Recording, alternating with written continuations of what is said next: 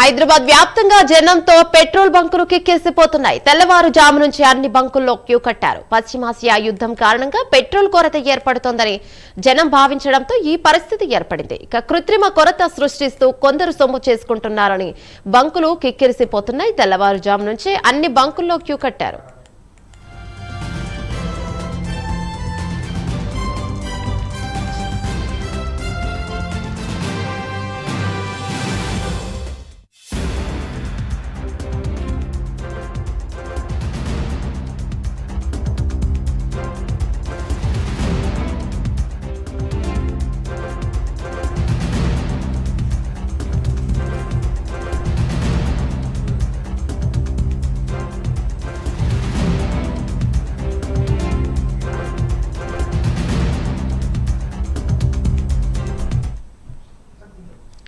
హైదరాబాద్ వ్యాప్తంగా జనంతో పెట్రోల్ బంకులు కిక్కిరిసిపోతున్నాయి. తెల్లవారుజాము నుంచి అన్ని బంకుల్లో క్యూ కట్టారు. ఇక పశ్చిమాసియా యుద్ధం కారణంగా పెట్రోల్ కొరత ఏర్పడుతుందని జనం భావించడంతో ఈ పరిస్థితి ఏర్పడింది. ఇక కృత్రిమ కొరత సృష్టిస్తూ కొందరు సొమ్ము చేసుకుంటున్నారని విమర్శలు వెలువెత్తుతున్నాయి. దీనిపై మరింత సమాచారం మా కరెస్పాండెంట్ రాము అందిస్తారు. రైట్ రాము, చెప్పండి, ఏంటి అప్డేట్స్? అసలు నిజంగానే పెట్రోల్ బంకుల్లో జనం కిక్కిరిసిపోతున్నారా?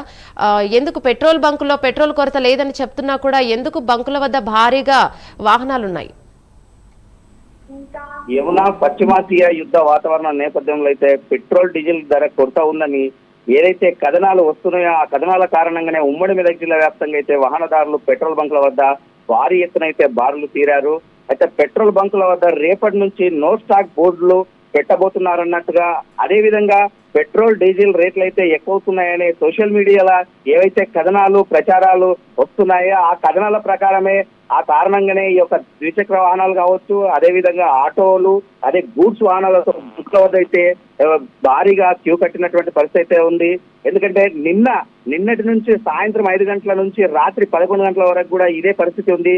అదే విధంగా పొద్దున ఉదయం 5 గంటల నుంచి కూడా ఇదే పరిస్థితి కొనసాగుతుంది. పట్టణంలోని కొన్ని బంకుల్లో ఇప్పటి వరకు అయితే నిర్వాహకులు మూసివేసి నో స్టాక్ బోర్డులు కూడా పెట్టినటువంటి పరిస్థితి ఉంది.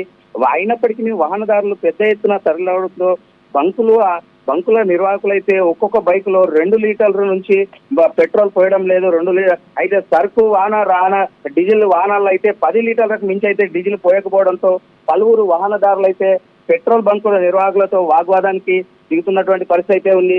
ఇదంతా సోషల్ మీడియాలో వచ్చిన కథనాల కారణంగానే అన్నట్టయితే కొంతమంది చెప్తున్నప్పటికీ అయితే ఏదైతే బంకు నిర్వాహకులు ఉంటారో ఇవన్నీ పుకార్లు మాత్రమే అయినా వాహనదారులు ఈ యొక్క పెద్ద ఎత్తున తరలి రావడంతో ఈ యొక్క బంకు ఏదైతే నిర్వాహకులు ఉన్నారో వాళ్ళు కొద్ది సఫర్ అయినటువంటి పరిస్థితి అయితే ఉంది.